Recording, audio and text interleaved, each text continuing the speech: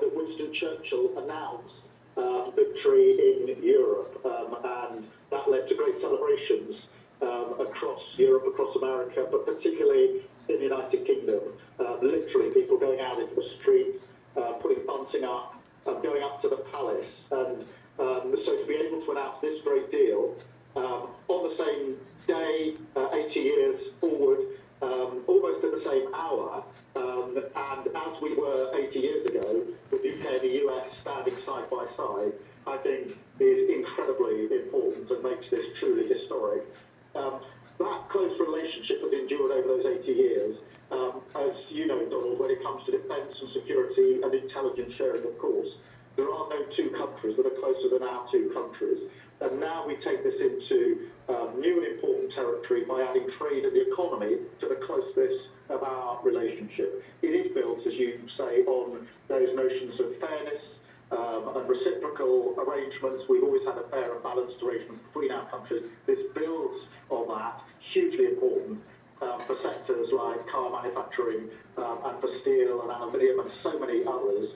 Tech side, where I think I'm right in saying we're the only two Western countries with $1 trillion sectors when it comes to tech.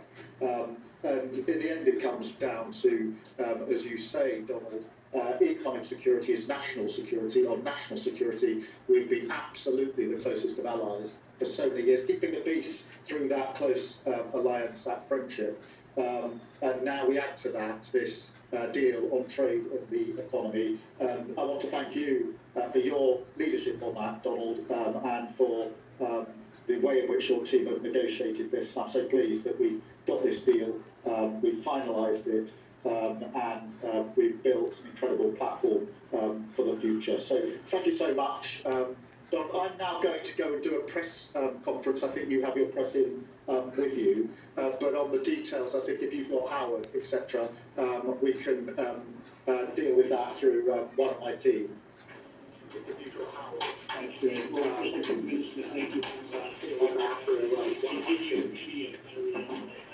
Prime Minister, thank you very much. It's an honor. We're going to have a continued, maybe a better relationship than ever before. You know, I don't know if the media knows, but the US and UK have been working for years to try and make a deal.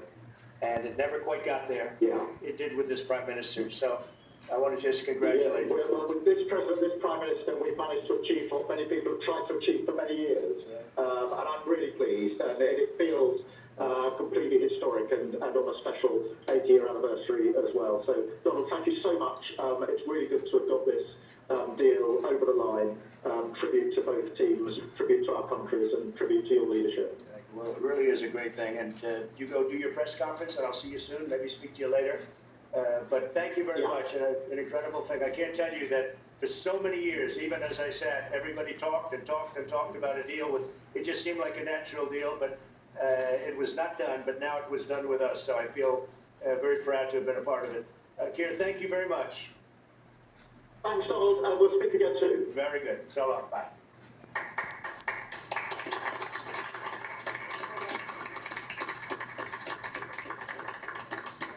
Why don't I do this? Why don't I have our Secretary of Commerce, Howard Lutnick, give a little description of the deal pretty quick, and then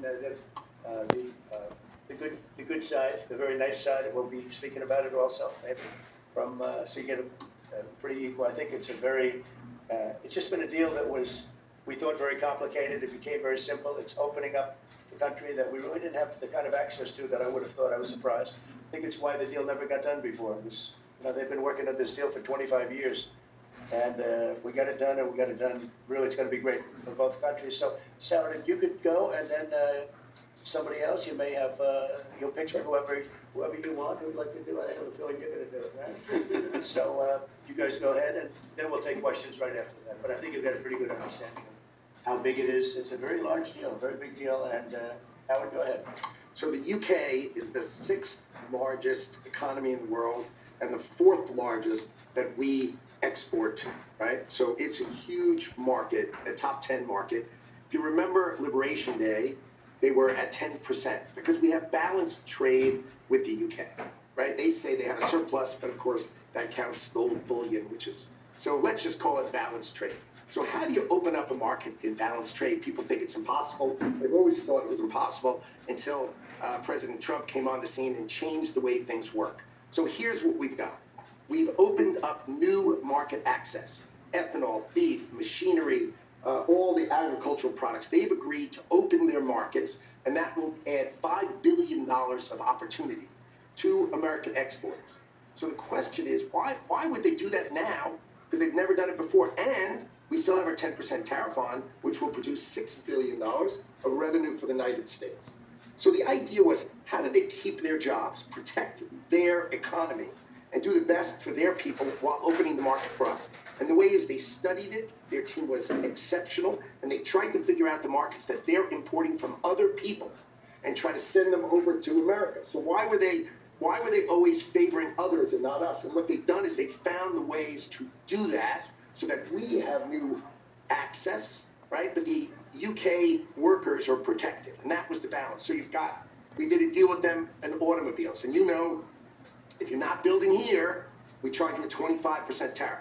But the president, and by the way, I want to make this clear, while Jameson and I worked hard, this was the president's deal. And people think, oh, that's not the way it works. If you got to sit next to him, I have the best deal maker to my left. And if you don't think that we take advantage of him calling the prime minister, getting that deal done, you don't understand who's the president of the United States. So he's the closer. He gets deals done that we could never get done because he understands business, he understands deals, and that's why we're here today. So he agreed they could send 100,000 cars into America and only pay a 10% tariff. And that protects their car industry. And remember, we do 16 million cars a year. So this is only like 0.6%. But for the UK auto people, this is tens of thousands of jobs that the president agreed that he would protect for them. So he made that deal, right? Then steel and aluminum, right? Their steel business has been destroyed like everybody else has been destroyed by people dumping steel into their markets. And British Steel had announced it was closing down. So the British government, as part of this deal, nationalized British Steel, and they're going to match the kinds of models we do. They'll put tariffs on, they'll put quotas on. They want to do it with America so they can be part of the resurgence of steel and aluminum in America, and that saves them, again, thousands and thousands of jobs. So if you go step by step, aero and commercial planes, they sell Rolls-Royce engines to Boeing. We've agreed to let Rolls-Royce engines and those kind of plane parts to come over tariff-free. And what you're going to hear today is there's going to be an announcement to the UK that they are buying $10 billion worth of Boeing planes later today, but I'm going to let the name of the airline announce it because that's theirs to do. But part of this deal was always to do it together and to do it strong, and you can see the numbers on this board. Everything about this board works exceptionally well for the United States of America. It lays out the plan that you can work with us in autos, you can work with us with aero and commercial, you can work with us in pharmaceuticals if you have a supply chain that is secure and protected in national security. So we feel really good about the deal. You've heard the Prime Minister, he feels really good about the deal, right? And we started at 10% and we ended at 10%, and the market for America is better, and this is a perfect example of why Donald Trump produced Liberation Day. People don't understand. He gets things done in a matter of time. This would have taken Jameson and I 3 years, maybe. And instead, we got it done in 45 days, certainly, because we worked for Donald Trump. So, Jameson, my partner in all this, maybe Jameson would like to talk a little, and then we'll turn it over to the UK. Sure, happy to do that. Everyone, great remarks. I just have to echo the President and the Prime Minister when we talk about VE Day. This is something we've been waiting for decades, and there's no more appropriate day to do this. And when we step back and we look back a few weeks from now, or months from now, or years from now, we'll look back at this day and better appreciate the significance, I think. And I'll just say as well, in terms of negotiating, I mean, UK negotiators, we've got one right here, did an incredible job, right? This is why you win wars, right? When you act like this, and the ambassador, he knows more about trade than a lot of us here based on his background. And I would say on this deal, Mr. President, what we've shown is that it is time to change the way we do trade. People said we couldn't do a global tariff, we did a global tariff. They said no one would want to deal with us, people want to deal. They said no one would give offers, you saw that stack of offers I showed you yesterday for all those countries. Said we wouldn't get deals, and here we are with the deal with the 6th largest economy. We've agreed to have fair and reciprocal trade, and we've done it in record time. Thank you, sir. Great job. Thank you, sir. Well, Mr. President, thank you very much indeed in hosting us this morning. And thank you very much indeed also for that